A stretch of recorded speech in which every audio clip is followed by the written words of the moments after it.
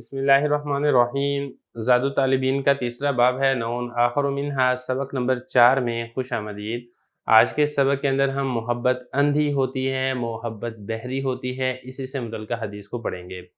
آپ صلی اللہ علیہ وسلم نے ارشاد فرمایا، حبک الشیء یعمی ویسم۔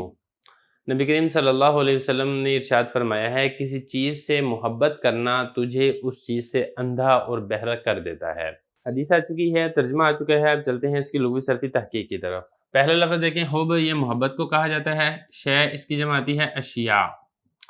اور یہ جو یعمی ہے یہ اما سے ہے، اما کہتے ہیں اندھا ہونے کو، اور اس کا باب آتا ہے سمیع یسمع، اور سب قرآن مجید میں بھی آتا ہے نا وَأَعْمَى أَبْصَارُهُمْ، یہاں پر بھی دیکھیں یہ اسی اما سے ہی یہ لفظ آ رہا ہے، لیکن یہاں پر جو لفظ آ رہا ہے نا یعمی، یہ مجرد سے نہیں آ رہا بلکہ مزید فی سے آ رہا ہے، اور یہ آ رہا ہے باب افعال سے۔ اعما یعمی اعما، اس کا مطلب ہوتا ہے اندھا کرنا۔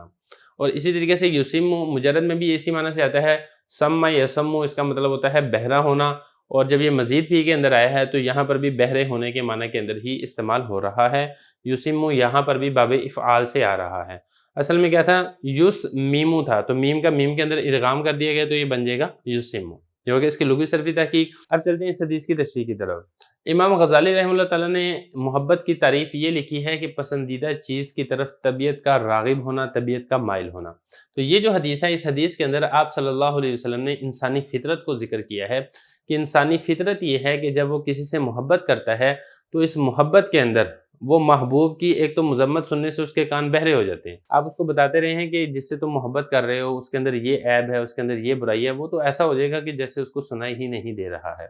اسی طریقے سے وہ اپنی آنکھوں سے بھی اگر دیکھے گا نا اپنے محبوب کے بارے میں کمیاں دیکھے گا، خامیاں دیکھے گا، تو اس کی آنکھیں اس کی کمیوں اور خامیوں کی طرف جاتی ہی نہیں ہے اس کی نظر، بلکہ اس کو اپنے محبوب میں سراپا خیر اور سراپا بھلائی ہی نظر آتی ہے۔ تو اس حدیث کے اندر آپ صلی اللہ علیہ وسلم نے ایک انسانی فطرت کو ذکر کیا ہے کہ جب کسی چیز سے تمہیں بہت زیادہ محبت ہو جائے، جب کسی چیز سے تمہیں بہت زیادہ رغبت ہو جائے، تو پھر تمہارے اندر یہ دو خامیاں پیدا ہو جائیں گی۔ ایک تو یہ کہ تمہارے کان اس کی برائی سننے سے بہرے ہو جائیں گے، اور تمہاری آنکھیں اس کی خامیاں دیکھنے سے اندھی ہو جائیں گی۔ تو لہذا انسان کو چاہیے، اگر کسی شخص یا کسی چیز کے طرف انسان کا دل زیادہ راغب ہو رہا ہے، زیادہ مائل ہو رہا ہے، انسان کو کسی سے محبت ہو رہی ہے، تو اس محبت کے اندر انصاف کو نہ چھوڑے،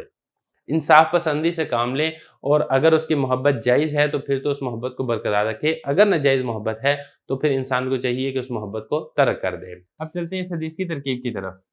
حب مضاف، کاف ضمیر مضاف الیہ، اور شے یہ حب کا مفعول۔ اصل میں یہ جو حب ہے نا یہ مصدر ہے، اور مصدر آپ کو معلوم ہے کہ شبہ جملہ بھی ہوتا ہے، اور یہ جو کاف ضمیر ہے یہ لفظوں کے اعتبار سے تو اس کے لیے مضاف الیہ ہے، لیکن معنی کے اعتبار سے یہ حب کا فاعل واقع ہو رہا ہے، اور یہ جو الشیء ہے یہ حب کے لیے مفعول بھی ہے۔ تو حب مصدر، شبہ فعل اپنے فاعل اور مفعول بھی سے مل کر شبہ جملہ ہو کر یہ بن جائے گا مبتدا، اور آگے تو آسان ہے، یعمی فعل، اس میں ہوا ضمیر فاعل، فعل فاعل مل کر جملہ فعلیہ خبریہ ہو کر معطوف علیہ، واو حرف عطف، یسم فعل ہوا ضمیر فاعل، فعل فاعل مل کر جملہ فعلیہ خبریہ ہو کر معطوف، معطوف علیہ اپنے معطوف سے مل کر پھر یہ مبتدا کی خبر واقع ہوگا، تو مبتدا اپنی خبر سے مل کر جملہ اسمیہ خبریہ ہوگا۔